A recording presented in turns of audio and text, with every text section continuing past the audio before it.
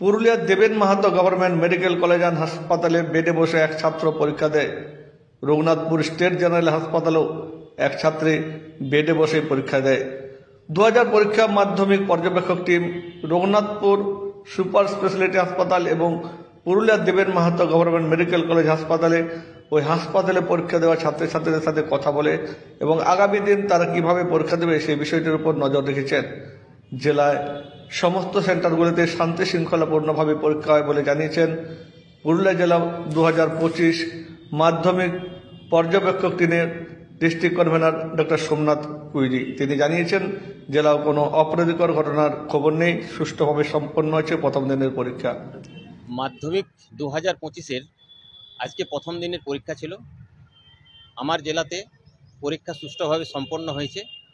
এর মধ্যে আমার পুরুলিয়া সাব ডিভিশন এবং রঘুনাথপুর সাব ডিভিশন এই দুই জায়গায় একটি ছেলে এবং একটি মেয়ে অসুস্থতার খবর পায় এবং তারা হসপিটাল থেকেই পরীক্ষা দেয় পর্ষদের নিয়ম মেনে। এছাড়া জেলাতে সেই ধরনের কোনো সংবাদ নেই।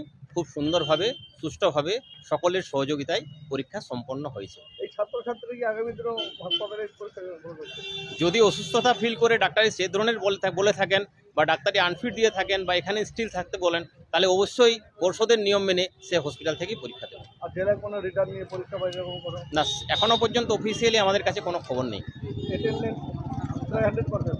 অ্যাটেন্ডেন্স কিছু অ্যাবসেন্ট আছে, মোটামুটি যতগুলো আমাদের পরীক্ষার্থী ছিল বেশিরভাগই পরীক্ষা দিয়েছে, সুষ্ঠুভাবে পরীক্ষা দিয়েছে। জেলায় কোনো দুর্ঘটনার খবর নেই। কোনো দুর্ঘটনা এখনো পর্যন্ত অফিসিয়ালি আমার কাছে কোনো খবর না, এখনো পর্যন্ত অফিসিয়ালি যে খবর কোনো রকমের খাতা বাতিল বা দুর্ঘটনা এ ধরনের কোনো সংবাদ আমার কাছে নেই। আপনার নাম? Doctor Somnath query, district convener, মাধ্যমিক 2025।